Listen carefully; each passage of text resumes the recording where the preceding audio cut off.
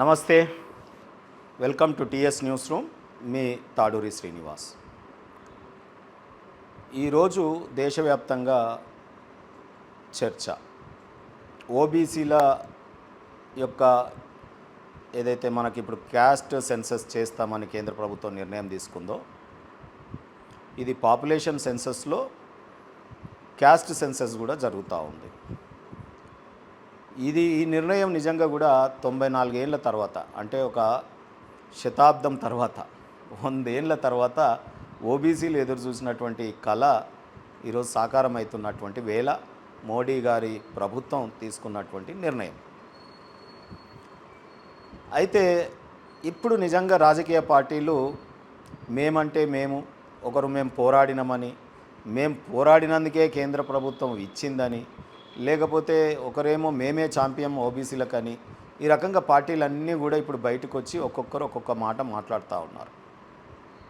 ఒక్కటి మనం గమనిద్దాం, చరిత్రలోకి పోద్దాం. యాక్చువల్గా నేను 2 రకాలుగా విశ్లేషిస్తా. ఒకటి ఓబీసీల పట్ల చరిత్రలో జరిగినటువంటి సంఘటనలు, తర్వాత ఓబీసీల పట్ల కాంగ్రెస్ పార్టీ వైఖరి, ఓబీసీల పట్ల సామాజిక న్యాయం పట్ల మోడీ గారి ప్రభుత్వము, బీజేపీ కేంద్ర ప్రభుత్వం ఈ మధ్యకాలంలో తీసుకున్నటువంటి అనేక నిర్ణయాలు ఏ రకంగా ఓబీసీలు, ఎస్సీలు, ఎస్టీలు హర్షం వెలిబుస్తున్నారో అది నేను తెలియజేసే ప్రయత్నం చేస్తాను. అయితే మనందరికీ తెలిసినటువంటి విషయం, 1871 నుంచి, అంటే బ్రిటిష్ పరిపాలనలో కంప్లీట్ ఇటువంటి సెన్సస్ జరిగేది. సెన్సస్ అంటే జనగణనతో పాటు ఏ క్యాస్ట్ సెన్సస్ కూడా, ఏ జాతులు ఎన్ని ఉన్నాయి, ఏ రకాలుగా ఉన్నారు, వాళ్ళ సోషల్ స్టేటస్ ఏంటి, వారి ఎకనామికల్ స్టేటస్ ఏంటి, ఎడ్యుకేషనల్ స్టేటస్ ఏంటి, ఈ రకంగా ఆ రోజుల్లోనే మరి సర్వే చేసి బ్రిటిష్ వారు చేస్తూ ఉండేవారు. వారికి అనుగుణంగా పరిపాలన సాగించేవారు. అయితే కాలానుగుణంగా వాళ్ళు ప్రతి 10 ఏళ్ళకు ఒకసారి చెయ్యాలి, దేశ పరిస్థితులు ఏ రకంగా మారుతూ ఉన్నాయి, జనాభా ఏ జాతిలో ఏ రకంగా పెరుగుతూ ఉంది, తగ్గుతూ ఉంది అనేది స్టడీ చేయడానికి ఉపయోగపడేది 1871 నుంచి 1931 వరకు. అయితే ఇక్కడ మనకేంటంటే వరల్డ్ వార్ II వచ్చినప్పుడు మరి 1940స్లో చేయకపోవడం అనేది జరిగింది, సెన్సస్ చేయకపోవడం అనేది జరిగింది. అయితే వరల్డ్ వార్ II వల్ల ఆగిపోయిందే తప్ప అంతకుముందు కంటిన్యూస్గా సర్వే జరిగింది. ఓబీసీల గణన బ్రిటిష్ ప్రభుత్వం దగ్గర ఉండింది.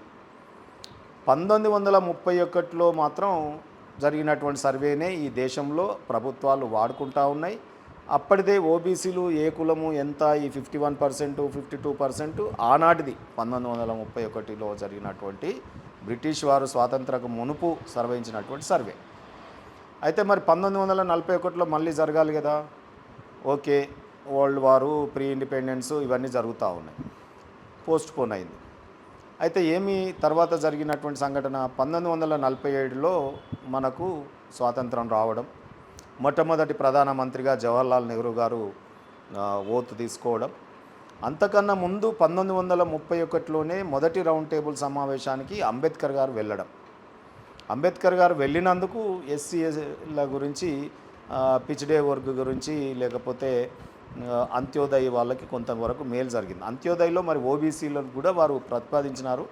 అది జరిగే లోపల ఏమైపోయిందంటే, ఫస్ట్ సర్వేకు అంబేద్కర్ గారిని ఎందుకు పోయినామని వారిని మరి దూషించడం, అదే రకంగా బ్రిటిష్ వారిని కూడా అంబేద్కర్ గారు భారతీయులందరికీ ఒక్కడే ఇది కాదు కదా నాయకుడు, మేమంతా ఉన్నామని చెప్పి బహిష్కరించిన వాళ్ళు కాస్త second round table, third round table పోవడం జరిగింది.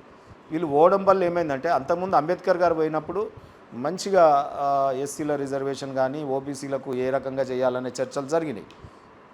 వీళ్ళు మళ్ళీ Gandhi, Nehru second, third round టేబుల్కు పోయేసరికల్లా ఏమైపోయిందంటే, అక్కడ చర్చలంతా కూడా మాకు ఎప్పుడు ఇండిపెండెన్స్ ఇస్తావు, మా ప్రధానమంత్రి మేము ఎప్పుడు కావాలి, మేము ఎప్పుడు అధికారంలోకి రావాలి, ప్రభుత్వాన్ని ఎట్లా ఏర్పాటు చేస్తారు, ఏ రకంగా ట్రాన్స్ఫర్ చేస్తారు, ఈ చర్చలకు వాళ్ళు ఇంట్రెస్ట్ చూపించేసరికల్లా డైవర్ట్ అయిపోయింది.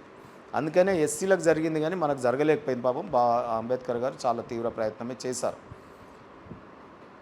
అయితే ఇక్కడ మనం గమనించాల్సింది ఏంటంటే 1941లో జరగనటువంటి సెన్సస్ 1951లో జరగాలి. 1951లో అప్పటికి మన భారతదేశ ప్రభుత్వం, నెహ్రూ గారు ప్రధానమంత్రి, కాంగ్రెస్ పార్టీ రూలింగ్లో ఉంది.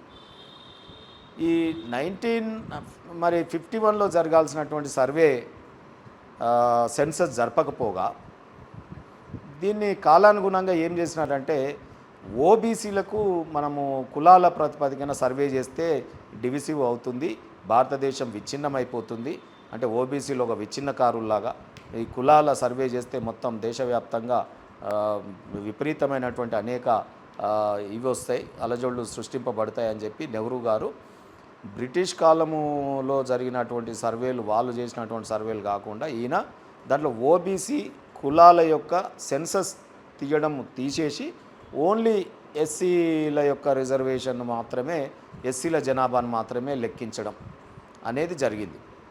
అప్పుడు కూడా అంబేద్కర్ గారు చాలా ఫైట్ చేసినారు. పాపం ఓబీసీలలో కూడా చాలా దయనీయ పరిస్థితులలో చాలా కమ్యూనిటీస్ ఉన్నాయి, వాటిని లెక్కించాలి, వారికి కావాల్సిన ప్రణాళికలు రచించాలంటే నెహ్రూ గారు రచించకపోగా, వాళ్ళని ఇంక్లూడ్ చేయకపోగా ఆ సెన్సస్లో తీసేసి ఓబీసీల యొక్క కులగణన చేయకుండా సెన్సస్ చేయడం మొదలుపెట్టినప్పుడు ఏంటంటే కొంత ఓబీసీలలో అసహనం రావడం, అనేక రకాలుగా ఉద్యమాలకు కూడా లేసేటటువంటి అవకాశం ఉందని, మరి ఆ పొంగు మీద నీళ్లు చల్లే వ్యవహారంగా మనము పాలు కానీ ఏదైనా వంటకాలు కానీ పొంగుతున్నప్పుడు ఇన్ని నీళ్ళు చల్లుతాం, సో మళ్ళీ ఆ పొంగంతా కిందికి పోతుంది.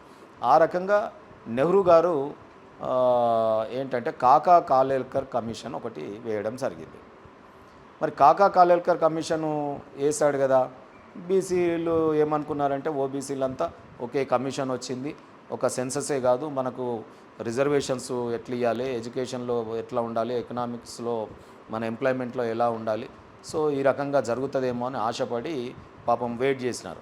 ఆ కమిషన్ రిపోర్టు 1955లో మరి నెహ్రూ గారి ప్రభుత్వంలో మళ్ళీ సమర్పించడం జరిగింది. వారు ఇవన్నీ సూచించారు, ఓబీసీలకు రిజర్వేషన్ ఇవ్వాల్సిందే, మరి ఓబీసీలకు చాలా దయనీయ పరిస్థితిలో ఉన్నారు, వారు economically socially backward communities, so economically కాదు ఎడ్యుకేషనల్లీ కూడా బ్యాక్వర్డ్ ఉన్నారు, కాబట్టి వీరికి ఇమీడియట్గా అడ్రస్ చేయాలని చెప్పి వారు రిపోర్ట్ ఇవ్వడం జరిగింది. ఇక్కడ నెహ్రూ గారి చరిత్ర చూడండి, మళ్ళీ ఆ ఇచ్చినటువంటి కమిషన్ రిపోర్ట్ని బుట్టదాఖలు అంటే ఒక డస్ట్బిన్లో పడేయడం జరిగింది. ఎంత దుర్మార్గం అండి ఓబీసీలకు, అంటే కాంగ్రెస్ పార్టీ వ్యవహారం. అది చేయకపోగా నెహ్రూ గారు ఒక ఉత్తరం రాశారు, అది పార్లమెంట్ చర్చలో పార్లమెంట్లో ఆ లెటర్ కూడా చూపించడం జరిగింది. సో ఏమని ముఖ్యమంత్రులకంటే, మీరు రాజకీయంగా అక్కడ ఉన్న పరిస్థితులకు అనుగుణంగా లేకపోతే మీ రాష్ట్రాలలో వచ్చే డిమాండ్స్ను బట్టి మీరు ఎంప్లాయ్మెంట్లో కానీ వీటిల్లో కానీ రిజర్వేషన్ ఇస్తే కనుక మరి అన్స్కిల్డ్ పర్సన్స్ ప్రభుత్వాల్లోకి వస్తారు, ఇది డివిజివ్ మెథడ్ అవుతుంది, భారతదేశం విచ్ఛిన్న పరిస్థితులు దారితీస్తాయి, మీరు ఎవరు కూడా ముఖ్యమంత్రులు ఇవి ఇంప్లిమెంట్ చేయొద్దు ఓబీసీల గురించి అని చెప్పి ఉత్తరాలు రాశాడు. అంటే ఎంత నిజంగా విలన్ ఓబీసీలకి ఎవరు? కాంగ్రెస్ పార్టీ, ఆనాటి నెహ్రూ గారు. అదే కాదు, వారి యొక్క తండ్రి యొక్క వారసత్వాన్ని పుణికిపుచ్చుకున్నటువంటి ఇందిరాగాంధీ గారు అదే కోణంలో ఆలోచించి ఈ విభజనకు దారితీస్తుంది అని చెప్పి ఆమె కూడా మండల్ కమిషన్, ఏదైతే మొరార్జీ దేశాయ్ గారు మండల్ కమిషన్ వేయడం జరిగింది, it's about 1979 or something. So Morarji Desai గారు మండల్ కమిషన్ వేసి బీసీల స్థితిగతులని మరి చెయ్యాలి అని చెప్పి వారొక నిర్ణయం తీసుకున్నారు. వారొక నిర్ణయం తీసుకున్నాక మండల్ కమిషన్ రిపోర్టు ఇందిరాగాంధీ గారు ప్రధానమంత్రిగా ఉన్న టైంలోనే మరి రిపోర్ట్ను సబ్మిట్ చేయడం జరిగింది కేంద్ర ప్రభుత్వం. రాష్ట్రపతి గారికి చేశారు, దీదని రాష్ట్రపతి మరి సంజీవ్ రెడ్డి గారు ఎవరు ఉండే వారికి సబ్మిట్ చేసినారు. చేసిన తర్వాత దాన్ని ఆమె తొక్కిపెట్టి ఇది తేనె తుట్టని కదిలించినవుతుంది, ఇది మండల్ కమిషన్ ఇంప్లిమెంట్ చేస్తే మరి మిగతా వర్గాలలో ఇదవుతుంది, మరి ఇదంతా తండ్రి భావజాలంతోనే ఆమె ఓబీసీలకు రిజర్వేషన్స్ ఇవ్వకుండా మండల్ కమిషన్ను తొక్కిపెట్టింది. మండల్ కమిషన్ని తొక్కిపెట్టిన తర్వాత ఒకవైపు ప్రతి 10 ఏళ్లకు జనగణన జరగాల్సిన దాంట్లో నెహ్రూ గారు ఓబీసీల కులగణన చేయకుండా ఓన్లీ ఎస్సీలకు మాత్రం చేస్తూ మిగతా పాపులేషన్ సెన్సస్ చేస్తూ పోయినారు ప్రతి డెకేడ్కి. ఇందిరాగాంధీ టైం వచ్చేసరికల్లా ఎమర్జెన్సీ పీరియడ్, ఆ వంకతోనే ఆమె 25 ఏళ్ళు ఎటువంటి సెన్సస్ చెయ్యక్కర్లేదు అని ఈ దేశంలో అసలు సెన్ససే లేకుండా చేసేసింది ఆమెగా. ఎందుకంటే సెన్సస్ చేసినప్పుడల్లా ఓబీసీలు మా కులగణన చేయాలనే డిమాండ్స్ వస్తూ ఉన్నాయి. ఆమె ఇంకా తెలివిగా 25 ఏళ్ళ వరకు ఏ సెన్సస్ లేదు పోన్రి అని ఆమె ఎమర్జెన్సీ కాలం ఆమె అనుకున్నదే ఇది అన్నట్టుగా అప్రజాస్వామికంగా నిర్ణయాలు తీసుకున్న టైంలో ఇది ఆ రకంగా 25 ఏళ్ళు పోస్ట్ పోన్ వేయడం జరిగింది. అటువైపు సెన్సస్ లేదు, ప్రతి 10 ఏళ్లకు ఆనవాయితీగా జరిగేటటువంటి సెన్సస్, కాన్స్టిట్యున్సీలో డీలిమిటేషన్ జరిగేది అప్పటి వరకు ఎస్సీల రిజర్వేషన్స్ వాళ్ళ సంఖ్య అనుగుణంగా పెంపు ధర అవన్నీ జరిగేది. సో ఈ రకమైనటువంటి నిర్ణయాలన్నీ కూడా 25 ఏళ్ళ వరకు ఆమె సెన్సస్ లేకుండా చేసింది, డీలిమిటేషన్ లేకుండా చేసింది. ఆ తర్వాత ఏమైంది, మండల్ కమిషన్ విపి సింగ్ గారు వచ్చినప్పుడు మరి అప్పటికి వాజ్పేయి ప్రభుత్వం వాళ్ళు కూడా విపి సింగ్కి మద్దతు పలికినారు, రాజీవ్ గాంధీ గారు అగెనెస్ట్ చేసినారు, విపి సింగ్ గారు ఇంప్లిమెంట్ చేయడం జరిగింది. విపి సింగ్ పుణ్యమా అని 27% ఇవాళ కేంద్రంలో మనకు ఓబీసీలకు రిజర్వేషన్ రావడం జరిగింది. అది కూడా కొన్ని లిమిటెడే, ఏది నీట్లో లేదు, ఆ తర్వాత కొన్ని సెంట్రల్ ఇన్స్టిట్యూట్ ఐఐటి ఐఐఎం అటువంటి వాటిల్లో లేవు. మళ్ళీ మోడీ గారి ప్రభుత్వం వచ్చిన తర్వాత ఇవన్నీ చేయడం జరిగింది. తర్వాత మీరు గమనించినట్టయితే ఓబీసీలు ఆ రోజు మరి 27% రిజర్వేషన్ విపి సింగ్ గారు మండల్ కమిషన్ని ఇంప్లిమెంట్ చేసిన తర్వాత మండల్ ఆరాధ్యుడైనాడు ఓబీసీలకి, విపి సింగ్ గారు అయినారు.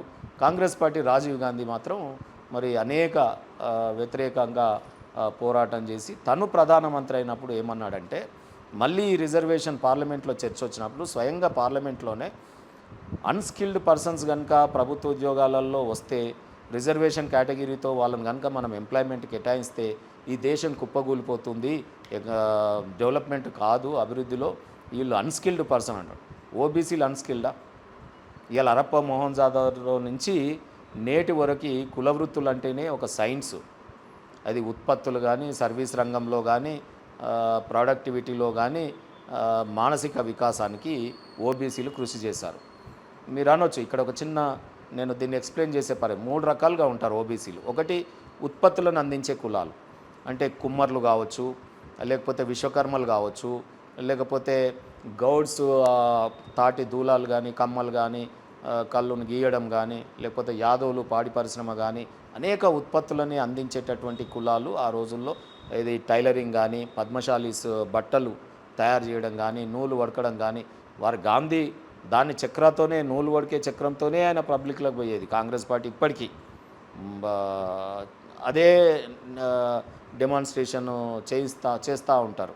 సో అటువంటి వాళ్ళు కూడా ఇవాళ పద్మశాలిలో ఓబీసీలో ఉన్నారని వాళ్ళను కూడా చేనేత రంగాన్ని ఏ రకంగా కుదేలు చేస్తున్నారో మనం చూస్తూ ఉన్నాం. ఇవన్నీ ఉత్పత్తిని అందించేటటువంటి కులాలు. ఇక రెండోది ఏంటి, సర్వీసును చేసేటటువంటిది. దుర్భరమైన పరిస్థితుల్లో చాకలి వాళ్ళు బట్టలు ఉతకడం, తర్వాత ఆ రోజుల్లో ఏ గత్తరు వచ్చినా, డయేరియా వచ్చినా, కుష్ఠరోగాలు వచ్చినా, రాచపంలు వచ్చినా, క్యాన్సర్లు వచ్చినా వాళ్ళ బట్టలు మాత్రం ఉతికి మరి శుభ్రం చేసి ఇచ్చేది చాకలి వాళ్ళే. ఆ రకంగా నాయి బ్రాహ్మణులు సర్వీసు చేయడము, మనిషిని నాగరికుడిగా తీర్చిదిద్దడము. మరి ఆ రోజుల్లో వైద్యులు కూడా వైద్య రంగంలో కూడా వాళ్ళే ఉండేది. ఏది నాయి బ్రాహ్మణులు ఆపరేషన్స్ అన్నీ కూడా వాళ్ళే చేసేది. వైద్యం పుట్టిందే వారి నుంచి కదా, మనకు అనాదిగా వస్తున్నటువంటి సర్జన్స్ అంతా వాళ్ళే, గైనకాలజిస్టులు అంతా వాళ్ళే. సో ఆ రకంగా సర్వీస్ ఓరియంటెడ్ కమ్యూనిటీస్ అంటారు వీటిని.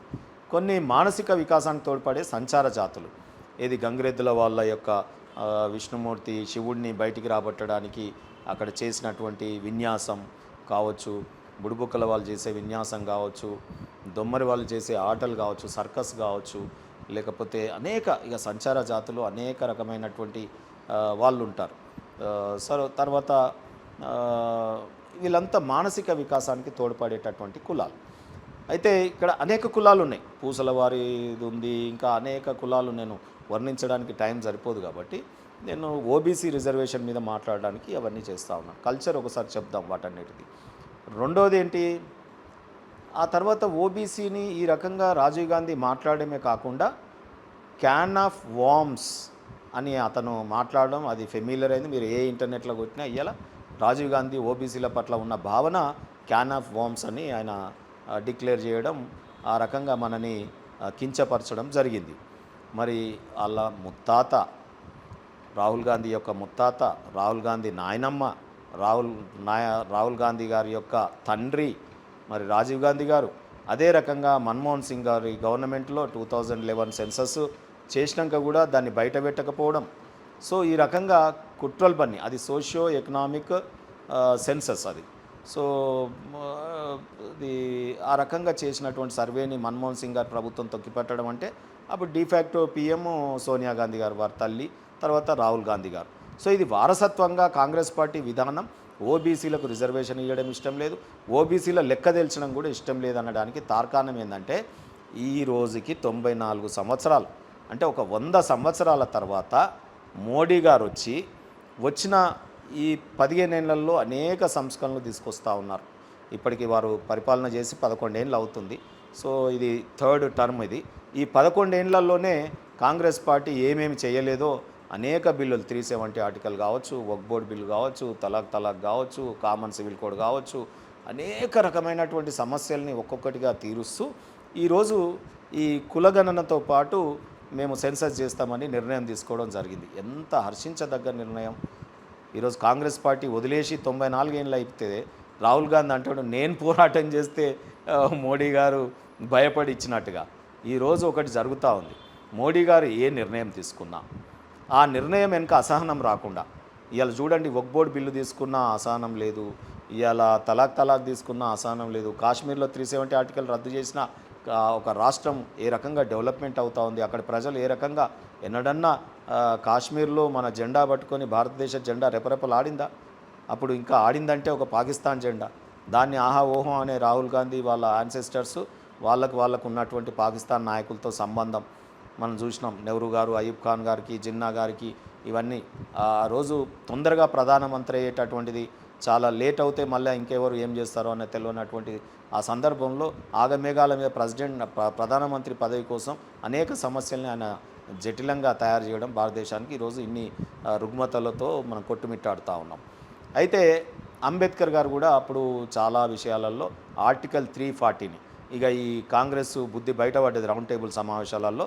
ఇక ఇట్లా కాదు, మనం ఆర్టికల్ 340 ద్వారా ఓబీసీలకు కొంత మేరకు హోప్ వారు క్రియేట్ చేసినారు. ఒక రాష్ట్ర సంవిధానంలో మనకంటూ ఒక తొవ్వని వారు పెట్టినారు.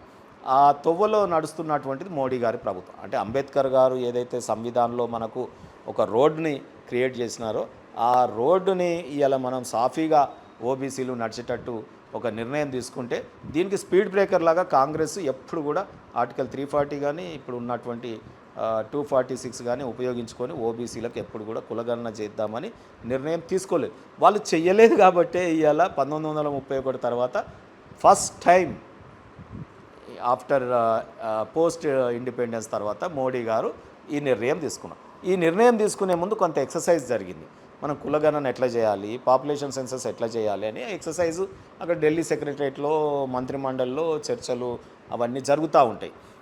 జరిగినప్పుడు అనేక వర్గాలని ఇంపార్టెంట్ ఉన్న వాళ్ళని సమీక్షలు చేసినప్పుడు ఏంటంటే అవి ఫీలర్స్ వీళ్ళు తెలుసుకొని రాహుల్ గాంధీ అరే వీళ్ళు కులగణన చేసేటట్టు మనం 94 ఏళ్ళు చేయలేదు, మా తాత చేయకపోయా, నాయనమ్మ చేయకపోయా, మా అమ్మ చేయకపోయా, మనం చేయకపోతే మన్మోహన్ సింగ్ గారి ప్రభుత్వంలో ఇది ఎక్కడికో పోతే చేస్తే కనుక ఇంత పెద్ద మెజారిటీ వర్గం ఓబీసీలు మన పట్ల ఇక తరతరాలు మనకు దూరం అయిపోతారు, మరి ఇదేదో మాట్లాడాలని చెప్పి అక్కడేదో జరుగుతుంది ఇక్కడేదో మాట్లాడాలని మాట్లాడారే తప్ప ఒక ఓట్ల కోసం ఒక అపీజ్మెంట్ పాలిటిక్స్ చేయడానికి ఓట్ల కోసం ఓబీసీల గురించి మాట్లాడుతుందే తప్ప వాళ్ళకు నిజంగా కూడా ఒక దాంట్లో వెనుకబడిన వారికి ఉపయోగపడేటట్టు చేయాలనేది వీరికి లేదు. ఎందుకు నేను లేదంటున్నంటే కాంగ్రెస్ పార్టీ ఈ 94 ఏళ్లలో చెయ్యనిది మోడీ గారి ప్రభుత్వం ఈ 10 ఏళ్లలో ఓబీసీలకు చేసినవి నేను రైన్గా చెప్తాను. ఒకటి, ఎన్సీబీసీకి రాజ్యాంగబద్ధత కాంగ్రెస్ కల్పించలేకపోయింది ఇన్నేళ్ళైనా. ఇవాళ మోడీ గారు వచ్చిన తర్వాత కాన్స్టిట్యూషనల్ రైట్ దానికి రావడం జరిగింది, రాజ్యాంగ పద్ధతి కల్పించినారు. ఇవాళ కుల దూషణలు, సోషల్ అట్రాసిటీస్ పోయినాయి ఓబీసీల మీద. ఆ తర్వాత తాను స్వయంగా ప్రధానమంత్రి ఇవాళ 3 సార్లు బీజేపీ పార్టీ ఒక ఓబీసీని 3 సార్లు హ్యాట్రిక్ ప్రధానమంత్రిగా బీజేపీ పార్టీ అందించింది.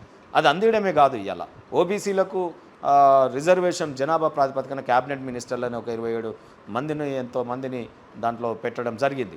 సో కాంగ్రెస్ ఎప్పుడు కూడా క్యాబినెట్లో ఈ రకమైన కూర్పు లేదు. ప్రధానమంత్రి ఎప్పుడు కూడా బీసీని చేసిన పాపాన పోలేదు, ఎన్సీబీసీకి చట్టబద్ధత కల్పించలేదు. ఈరోజు మోడీ గారు నిర్ణయం తీసుకున్నారు. మరి మీరు చెప్పండి ఇది సాక్ష్యాలా కాదా? ఇవన్నీ ఏవి చేయకపోగా అనేక రాష్ట్రాలకు ముఖ్యమంత్రులు ఇలా మీరు చూసినారు. మధ్యప్రదేశ్లో ఎంత సింపుల్, మోహన్ యాదవ్ గారు వారికే సర్ప్రైజు, డిక్లేర్ చేసేదాకా తెలియదు. సో ఆ రకంగా ఒక మహిళని ఢిల్లీలో, ఇక్కడ ఒక బీసీని, అక్కడ ఒక అన్ని వర్గాలని కలుపుకొని పోతూ ఉన్నారు. ఇవాళ టికెట్ల పంపిణీలుగా ఎమ్మెల్యేలు ఎంపీ టికెట్లలో కూడా అత్యధిక శాతం ఇవాళ అన్ని పార్టీల కంటే ఎక్కువగా బీజేపీ పార్టీ ఇవ్వడం జరిగింది. సో ఈ రకంగా గిన్ని చేసినటువంటిది అందులో ఇప్పుడు ఓబీసీలకు మేము సెన్సస్ చేస్తామని ముందుకు రావడం, ఈ 100 ఏళ్ల తర్వాత ఈ తీసుకున్న నిర్ణయానికి రాహుల్ గాంధీ గారు కాంగ్రెస్ యొక్క అందరి గుండెలు అదిరిపోతూ ఉన్నాయి. ఇప్పుడు లాబ్ డబ్ కొట్టుకొని ఇవాళ టీవీలలో ఒకరి మీద ఒకరు వచ్చి మాట్లాడుతూ ఉన్నారు. నేను అంటా ఉన్నాను, ఇవాళ మా రాష్ట్రాలు చేసినాయి, తెలంగాణ రోల్ మోడల్. ఏం రోల్ మోడల్ ఇది?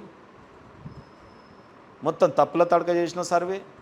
మేము 2 సార్లు ప్రభుత్వంతో చర్చలు జరిపి మళ్ళీ చేయిస్తే మళ్ళీ చేసిన తర్వాత ఇది ఒక సర్వేనే అంటున్నారు. ఇప్పటికీ అసెంబ్లీలో పెట్టిరు, ఇప్పటివరకు అతిగతి లేదు. లోకల్ బాడీ ఎన్నికలు అన్నారు, చేయలేదు. వాళ్ళు ఇంప్లిమెంట్ చేస్తే ఎవరు వద్దన్నారు? ఇవాళ మేము చెప్తా ఉన్నాం ఇంకోటి, ఎడ్యుకేషన్లో ఐఐటీలలో నీట్లో ఇవాళ మోడీ గారి ప్రభుత్వం ఓబీసీలకు రిజర్వేషన్ ఇచ్చింది. మీరు ఎందుకు ఇవ్వలే ఇన్నేళ్ళు? ఇచ్చి ఆచరించి మాట్లాడవచ్చు కదా. మీరు గెలిస్తే ప్రధానమంత్రిగా ఈ రోజు వరకు ఓబీసీని ఎందుకు చేయలేదు? రేపు చేస్తారా? మీరే అవుతారు కదా మీ కుటుంబంకి వెళ్ళి. ఆ తర్వాత క్యాబినెట్ మినిస్టర్లు ఇంతమందిని పెడతారా? పెడితే దమ్ముంటే రేవంత్ రెడ్డి గారు మీరు మాట్లాడుతున్నా, మీరు రోల్ మోడల్ అంటున్నారు కదా, మా ఇండియన్ క్యాబినెట్లో అంతమందిని పెట్టినాం కదా, మరి ముఖ్యమంత్రులను చేసినాం కదా, నీ క్యాబినెట్లో ఇవాళ ఎందుకే ఇద్దరు ఓబీసీలు ఉన్నారు చెప్పు? నువ్వు మొన్న నామినేటెడ్ చైర్మన్లన్నీ కూడా కులపిచ్చితో ఒక నీ సామాజిక వర్గానికే ఇచ్చుకున్నావు కదా. డిపార్ట్మెంట్లో ఎగ్జిక్యూటివ్లో పోస్టులు కూడా అన్నీ కూడా అధికార గణంలో కూడా అన్నీ మీరు నీ సామాజిక వర్గానికి ఇచ్చారు కదా. ఓబీసీలు ఎంతమంది లెక్క చేస్తారా? వస్తారా? నేను ఛాలెంజ్ చేస్తున్నా, ఎవరన్నా పంపు, మీ మీ మీ లీడర్లనే పంపు, నేను మాట్లాడతా. ఇవాళ ఉరికొచ్చి మాట్లాడుతూ ఉన్నారు మీడియాల ముందు. ఏ రాష్ట్రం ఆ రాష్ట్రం తప్పుల తడకగా చేస్తూ ఉన్నారు. మీకు చేయరావట్లేదు కాబట్టి ఇంకా కేంద్రం ఇది కాదు, రాష్ట్రాలని చేసుకోమన్నా వీళ్ళకి చేసుకొని చేతనైతలేదు, తప్పులు తడక సర్వేలు చేస్తూ ఉన్నారు, వాళ్ళు ఇంప్లిమెంట్ చేసేటటువంటి వీళ్ళకు లేదు. అందుకనే కేంద్రం ఈరోజు నిర్ణయం తీసుకొని మోడీ గారు ఓబీసీల పట్ల వారికి ఉన్నటువంటి ప్రేమ చిత్తశుద్ధి బీజేపీ పార్టీకి ఈరోజు ఓబీసీ కులగణన కూడా చేస్తాం పాపులేషన్ సెన్సస్లో అని తీసుకోవడం. ఇది ఎందుకు చేస్తూ ఉన్నాం? మహిళా బిల్లుని ఇవాళ మనం ఇంప్లిమెంట్ చేయాలి, రేపు డీలిమిటేషన్ చేయాలి కాన్స్టిట్యున్సీని, అవన్నీ చేయాలంటే సెన్సస్ చేయాలి. మరి మీరు డీలిమిటేషన్ ఇన్నేళ్ళు పెండింగ్ పెట్టారు, మహిళా రిజర్వేషన్ బిల్లు ఈ రోజు వరకు చేయలేదు. 94 ఏళ్ళ తర్వాత ఇవాళ సెన్సస్ చేసి డీలిమిటేషన్కి ముందుకు పోతూ ఉంటే, మహిళలకు రిజర్వేషన్ కల్పిస్తూ ముందుకు పోతుంటే బీజేపీని తిట్టేటటువంటి సత్తా మీకుందా? మీరు చేయగలిగేటోళ్ళనా? మీ తాతలు ముత్తాతలు చేయలేని పని రాహుల్ గాంధీ చేస్తుండేనా? నువ్వు ఓన్లీ ఓట్ల కోసం డ్రామా, ఇవాళ ఎట్లాగో బీజేపీ చేయబోతుంది కాబట్టి అలా దోషిగా నిలబడొద్దని నువ్వు ప్రకటనలు తప్ప ఇంకోటి లేదు. సరే, ఈరోజు ఓబీసీలకు మరి ఈ నిర్ణయం తీసుకోవడం మోడీ గారికి నిజంగా కూడా ఇవాళ దేశంలోని ఓబీసీలందరూ కృతజ్ఞులై ఉంటారు. ఇవాళ దేశంలో నిజంగా కూడా బీజేపీ పార్టీ చాలా గొప్ప నిర్ణయం తీసుకుంది. మరి ఇది పాపులేషన్ సెన్సస్ అయిపోగానే ఓబీసీలకు ఇంకా చాలా చేయాల్సిన పని, ఇది కూడా మంచి టైం బౌండ్, సెప్టెంబర్లో స్టార్ట్ అవుతుంది, 2 ఇయర్స్లో కంప్లీట్ అవుతుంది. సో చూడండి, ఒక 100 ఏళ్ళ సమస్యని ఇప్పుడు చేస్తానట ఇక వీళ్ళు ఇట్లా చేయాలి అట్లా చేయాలని రేవంత్ రెడ్డి ఒక సీఎం, ఒక ప్రధానమంత్రికి, ఒక ఇండియన్ క్యాబినెట్ మినిస్ట్రీ, దాంట్లో మన కిషన్ రెడ్డి గారు కూడా ఉన్నారు, అంత పెద్ద క్యాబినెట్ మంత్రివర్గం తీసుకున్న నిర్ణయంలో మరి మోడీ గారు, మన ఇంత పెద్ద నాయకులు కిషన్ రెడ్డి గారు అందరూ కూర్చొని క్యాబినెట్ ఒక నిర్ణయం తీసుకొని నిర్ణయించిన తర్వాత అగో రేపు మమ్మల్ని పిలవాలి, ముఖ్యమంత్రులను పిలవాలి, అగో మా కాంగ్రెస్ పార్టీ అఖిలపక్షాన్ని పిలవాలి. అయ్యా, నువ్వు ఏ అఖిలపక్షాన్ని పిలిచినావు? ఇక్కడ ఓబీసీ సర్వేకే విలువలే, నువ్వు సెన్సస్కి ఇంత పెద్ద సర్వేకి ఇవాళ మాట్లాడుతున్నావు. నిన్ను అడగాలి, నీకు ఏం ఎక్స్పీరియన్స్ ఉంది? నీ కాంగ్రెస్ పార్టీ ఎక్స్పీరియన్స్ మిమ్మల్ని పిలిస్తే ఏం చేస్తారు? ఏదో ఒక లాజికల్ ఇది తీసి దాని కంక్లూజన్ తీసి దాంట్లో తప్పులు బట్టి దాన్ని ఆపే ప్రయత్నం చేస్తారు. మీరు ఉపయోగానికి చేయరు, ఓబీసీలకు మళ్ళా స్పీడ్ బ్రేకర్లాగా అడ్డం పడే ప్రయత్నం చేస్తారు. అంబేద్కర్ గారు వేసినటువంటి రోడ్డులో ఆయన ఆశయాలని, సంవిధానాన్ని మేము విధానంగా తీసుకొని ఈరోజు మోడీ గారు అంబేద్కర్ ఆశయాలని నెరవేరుస్తూ ఉన్నారు. ఇలా ఓబీసీలు కోరుకున్నటువంటి కోరిక తీరబోతూ ఉంది. ఇప్పుడైనా కనీసం మీరు గొంతులో విరికిన ఎలక్కాయలాగా మారకండి. రేవంత్ రెడ్డి గారు ఒక భారతదేశ ప్రభుత్వం తీసుకున్న నిర్ణయాన్ని నువ్వేదో గొప్ప నిర్ణయం వారిని ఆపాలి అని మాట్లాడడం మీ రాహుల్ గాంధీ గారికి చేతన అవుతుందా? అంత పెద్ద లీడరా? అసలు కులాల పట్ల వారికి అవగాహన ఉందా? ఏ కులం ఏం పని చేస్తుంది అవగాహన ఉందా? మోడీ గారు ఎక్కడి నుండి వచ్చారు? వారు ఒక ముఖ్యమంత్రి నుండి మరి బీదరికాన్ని అనుభవించి వచ్చినారు. మీరు గోల్డెన్ స్పూన్తో పుట్టి ఏసీ గదులలో పెరిగినటువంటి రాహుల్ గాంధీ గారికి మరి కింద చిన్న చిన్న జాతులు, వృత్తులు, ఎకనామికలీ బ్యాక్వర్డ్ మరి ఉన్నటువంటి ఆర్థికంగా చాలా ఇబ్బందులు పడుతున్నటువంటి వాళ్ళ బాధలు తెలుస్తాయా మోడీ గారికి తెలిసినంత? కాబట్టి కాంగ్రెస్ పార్టీకి లాస్ట్ అండ్ లీస్ట్ చెప్తున్నా, షట్ యువర్ మౌత్.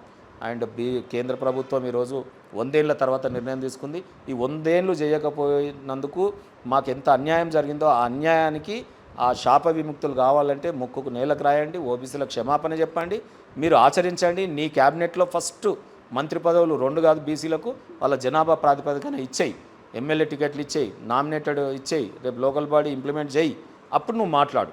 అప్పటిదాకా దయచేసి కాంగ్రెస్ లీడర్లు వాళ్ళ నోర్లు మూసుకుంటేనే మంచిది అని చెప్పి తెలియజేస్తా ఉన్నాను. జై బీసీ, జై బీజేపీ, జై ఈరోజు తీసుకున్న నిర్ణయానికి మోడీ గారికి ధన్యవాదాలు చెప్తా ఉన్నాను. నమస్తే.